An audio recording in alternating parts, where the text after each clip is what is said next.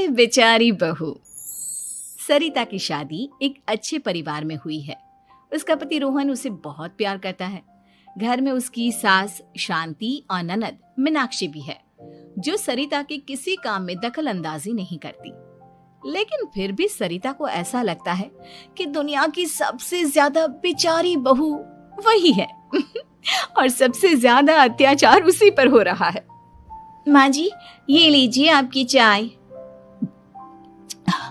अरे बहू, तूने इतनी ज्यादा चीनी क्यों डाल दी चाय में? हाय हाय माँ जी, मैंने तो उतनी ही मीठी बनाई है जितनी मीठी आपको पसंद है। माँ जी, आपको तो मेरे हाथ की चाय अच्छी ही नहीं लगती। जब देखो कुछ न कुछ कमी निकाल ही देती हो। अरे बहू, तू एक बात के पीछे ही पड़ जाती है।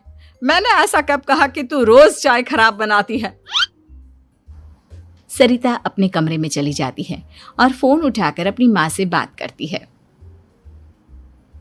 हेलो माँ, कैसी हो आप? क्या कर रही हो? मैं तो ठीक हूँ, पर तू बता, तेरा मूड कैसा है? तेरी आवाज से लग रहा है कि कुछ तो हुआ है तेरे ससुराल में। अरे क्या बताऊँ माँ, यहाँ तो हर समय मेरे साथ बहुत बुरा व्यवहार होता है। मैंने अपनी सास के लिए इतनी अच्छी चाय बनाई, लेकिन मेरी सास चाय पीते ही मुझे 4 बातें सुना दी। बेटी, तू इतनी छोटी छोटी बातों पर ध्यान ही क्यों देती हो? तुम्हारी सास ने कुछ बोल भी दिया तो क्या हो गया, वो बड़ी है ना तुझसे। माँ ने इतना समझाया, लेकिन इस बात का सरिता पर कोई असर नहीं हुआ। अपनी बेचारी बहू की छवि वो बदलना ही नहीं चाहती। अगली सुबह सब नाश्ते की टेबल पर बैठकर नाश्ता कर रहे थे। तभी सरिता ने अपने पति से कहा, सुनिए जी, मुझे ना आज बाजार से कुछ सामान लेकर आना है। आज आप ऑफिस से आने के बाद मुझे लेकर चलना ना। भाभी, मुझे भी कुछ किताबें खरीदनी है। आप दोनों जा ही रहे हो तो मेरी किताबें भी ले आना। लो, अभी तो बात ही की है बाजार जाने की, तो एक फरमाइश आ गई। माँ जी, आप भी बता दो कुछ, और हाँ, मोहल्ले वालों से भी बोल दो अगर वो कुछ मंगवाना चाहते हो तो। बेचारी मीनाक्षी अपना सा मुंह लेकर रह गई। ये सब देखकर रोहन से चुप नहीं रह गया और वो गुस्से में बोला, सरिता, क्या हो गया है तुम्हें? मीनाक्षी ने तो सिर्फ किताबों के लिए बोला है। तुम्हें मीनाक्षी से इस तरह से बात नहीं करनी चाहिए। माफी मांगो उससे अभी। क्या? मैं माफी मांगू? दिन भर आपके घर के काम करूं मैं, आपकी और आपके घर वालों की बातें सुनूं मैं, और अब माफी भी मैं मांगू? ऐसा कभी नहीं हो सकता। ये बोलकर सरिता वहां से चली जाती है। एक दिन उनकी पड़ोसन घर आती है। अरे सरिता, क्या कर रही है? और क्या करूंगी भाभी जी, बस घर का काम ही कर रही हूँ। आप बताओ कैसे आना हुआ? अरे मैं तो तुम्हारा हालचाल पूछने आई थी, लेकिन तुम तो बिजी लग रही हो। कोई बात नहीं, मैं बाद में आ जाऊंगी। और क्या करूं भाभी जी, जब से शादी होकर आई हूँ ना, बस काम ही कर रही हूँ। और इस घर में ना कोई मेरी कदर नहीं करता। पति है जो बस घर से ऑफिस, ऑफिस से घर। ननद को तो कॉलेज से फुर्सत नहीं। बची सास तो उनका सारा समय मेरी गलतियां निकालने में लग जाता है। अरे ये क्या कह रही हो सरिता? तुम्हारी सास तो पूरे मोहल्ले में तुम्हारी तारीफ करती फिरती है कि तुम बहुत अच्छी हो, पूरा घर तुम्ही ने संभाल रखा है। हाँ तो क्या हुआ, इसमें गलत क्या कहती है? सच्ची तो कहती है। मेरी मर्जी के बिना इस घर का पत्ता भी नहीं हिलता। शाम को जब रोहन घर आया तो उसने सबसे कहा, कल हम सबको मौसी जी के घर जाना है, उनकी बेटी की शादी है। सब अपनी अपनी पैकिंग कर लो, सुबह होते ही निकल जाएंगे। और सरिता, तुम कान खोलकर सुन लो, वहां जाकर किसी की बुराई भलाई शुरू मत कर देना, नहीं तो मुझसे बुरा कोई नहीं होगा। हाय हाय जी, आप तो ऐसे कह रहे हो जैसे मैं सुबह शाम सबकी बुराई करती फिरती हूँ। आज तक कोई कह नहीं सकता कि मैंने किसी की पीठ पीछे किसी के बारे में कोई बुरी बात बोली हो तो। अरे बस बहू, बात को और ज्यादा आगे मत बढ़ा। हमें सब पता है तो हमारे साथ क्या व्यवहार करती है।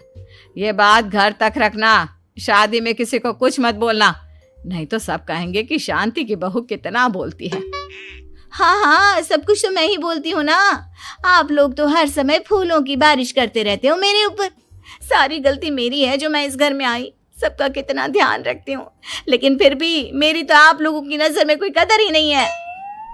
अगली सुबह सब लोग मौसी जी के घर पर चले जाते हैं। वहां पर शादी का माहौल होता है, सब जगह चहल पहल होती है, बहुत सारे मेहमान आए हैं। सरिता को वहां बहुत अच्छा लग रहा है। वो अपने मन में सोचती है, यहाँ कितना अच्छा लग रहा है, कितनी रौनक है। मैं यहाँ किसी से ज्यादा बात नहीं करूंगी। अगर मेरे मुंह से कुछ ऐसा वैसा निकल गया तो रोहन जी तो मुझसे गुस्सा हो जाएंगी। सरिता ये सब सोच ही रही थी कि वहां रोहन की कजिन साक्षी आ गई और सरिता से बोली, आप सरिता भाभी हो ना? जितना आपके बारे में सुना था, आप तो उससे भी ज्यादा सुंदर हो।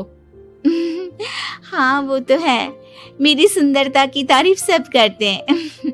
मेरे मायके में तो सब यही बोलते हैं कि रोहन जी की किस्मत बहुत अच्छी है जिन्हें मैं मिली।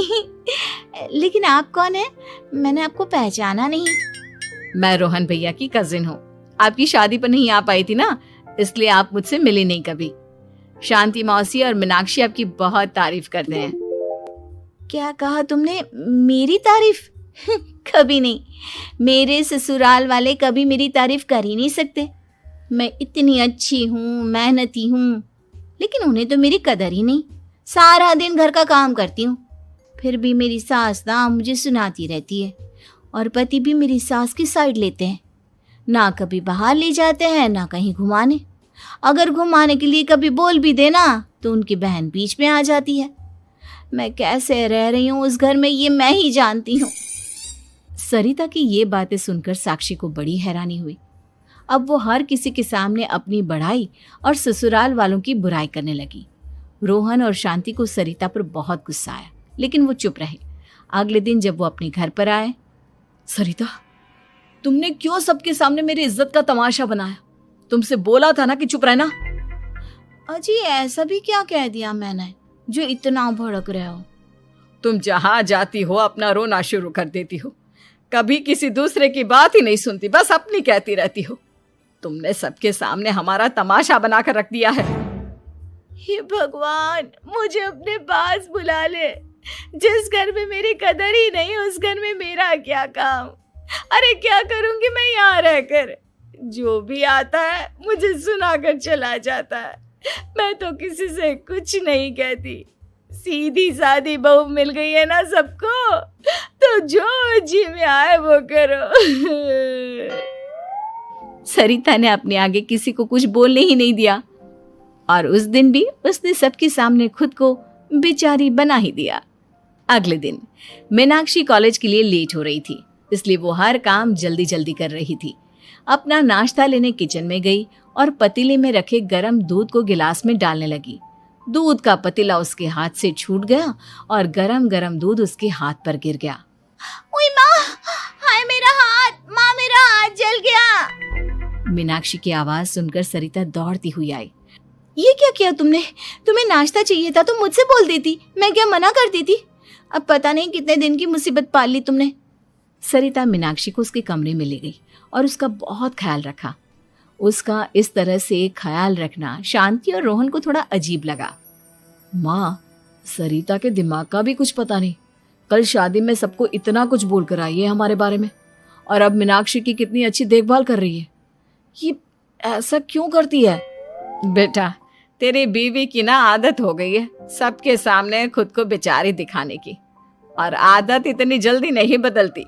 जब ये बोलना शुरू करती है तो रुकने का नाम ही नहीं लेती, इसलिए इसे पता ही नहीं चलता कि ये किसके सामने क्या बोली जा रही है। लेकिन दिल की बहुत अच्छी है। हमें भी अपना दिल बड़ा करके ये जैसी है इसे स्वीकार करना चाहिए।